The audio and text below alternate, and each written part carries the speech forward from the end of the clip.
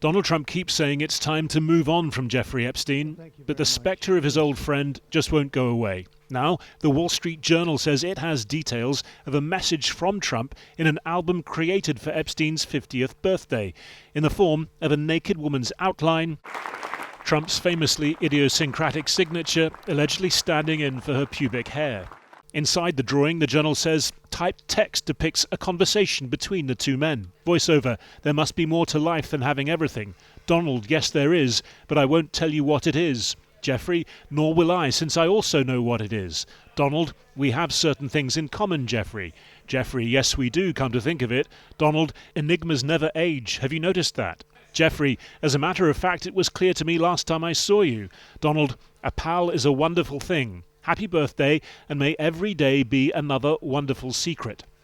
The report contains President Trump's response. This is not me, he says. This is a fake thing. It's a fake Wall Street Journal story. I never wrote a picture in my life. I don't draw pictures of women. It's not my language. It's not my words. Later, he took to his Truth Social app, promising to sue the Wall Street Journal, its parent company News Corp, and proprietor Rupert Murdoch shortly, noting recent victories against TV networks ABC and CBS, calling the journal a disgusting and filthy rag, and once again dismissing the story as the Epstein Hoax. Trump then went on to instruct his under-fire Attorney General, Pam Bondi, to move to release any pertinent grand jury testimony from the convicted paedophiles' criminal cases. But that's not what Trump had long promised his supporters, and it's not what Democrats are now calling for. Whereas our resolution says all documents, records, and communications, theirs says all credible documents, records, and communications. Well, who's going to decide that? Attorney General Bondi, in conjunction with Donald Trump, who today said that a letter that he wrote to Jeffrey Epstein on his birthday, which is published, which has all of the indicia of credibility, is not credible. That wouldn't be included. Let's release the real Epstein file. Democrats couldn't seem to find a single thing to say about Epstein when President Biden was in office, but now they want to make this the centerpiece of their entire conversation. But much of the criticism is centered on Trump's own handling of this story. For a man often feted for his instinctive political smarts, his admonitions to his supporters, to the country, just to move on, have come across as tone-deaf. It's all been a big hoax. It's perpetrated by the Democrats, and some stupid Republicans and foolish Republicans fall into the net, and so they try and do the Democrats' work. Will you ask Attorney General Pam Bondi to release more documents to finally put this controversy to bed? You know, whatever's credible, she can release. If a document is credible, if a document's there that is credible, she can release. I think it's good. But it's just a subject. He's dead. He's gone. In MAGA podcast world, though, Jeffrey Epstein lives on. I can tell you right now, Gen Z is really fired up about this, especially young men. I mean, we're getting flooded with thousands, hundreds of thousands of comments that are very unhappy about this. And Democrats are queuing up in front of an open goal. So basically the plan from the Biden administration was slip in some fake files about Donald Trump to incriminate him or to embarrass him. Don't do anything with it. Sleeper cells. Leave office thinking that maybe Donald Trump would win again, and then the whole thing would blow up in his face. That is the logic that Donald Trump has laid out. Well, so yes, and that is why, as you just said, Jane, like this has been an unmitigated disaster from a PR perspective for Trump. And some of these biggest bootlickers, the kind of bucket of like, you know, either Trump made or built a huge profile because of him, like parts of the MAGA movement, they're like begging him to shift strategies. Even the Republican Speaker of the House had called earlier this week for everything to be put out there, now trying to minimize any apparent difference with the president. We trust the American people in their judgment, and we're for that. The president is for that, and there's different ways everybody expresses the same truth. Trump has long had an aversion to personal scrutiny. He was convicted of 34 felonies in the hush money trial involving the former adult film actress Stormy Daniels. It's far from clear whether or to what extent Trump himself appears in documents related to Jeffrey Epstein, but his handling of that question is already doing him serious political damage.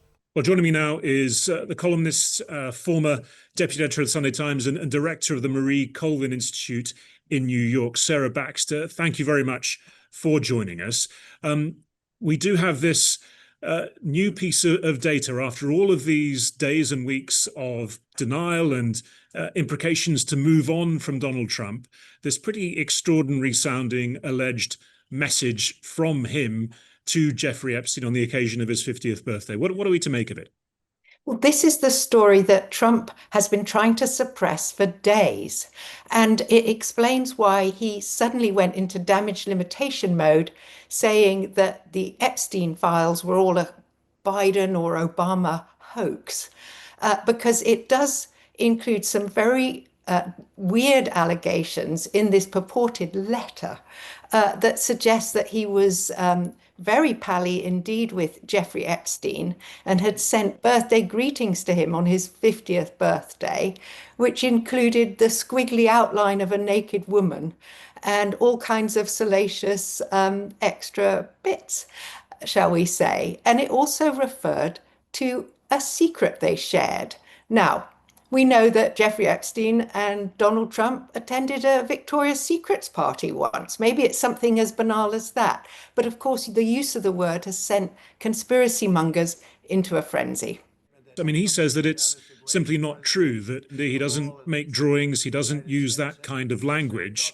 As far as he's concerned, this is more fake news.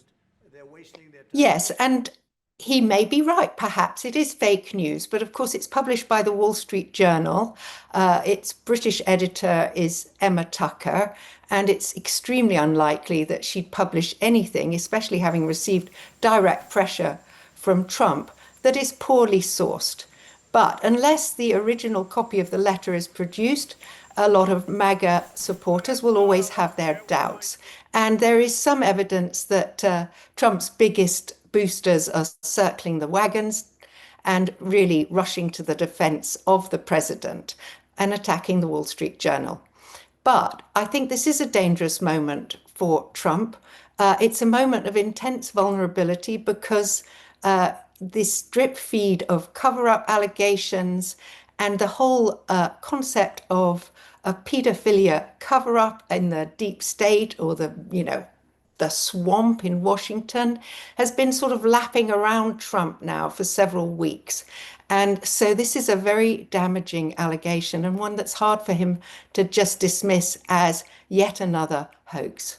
For someone as sensitive as Trump, he doesn't want to see anything that associates him in any kind of a way with this man who's become such a figure of speculation and as you say, conspiracy among Trump's own base. So it doesn't necessarily follow that he's necessarily implicated in the worst of Jeffrey Epstein's crimes just for him not to want something to be revealed.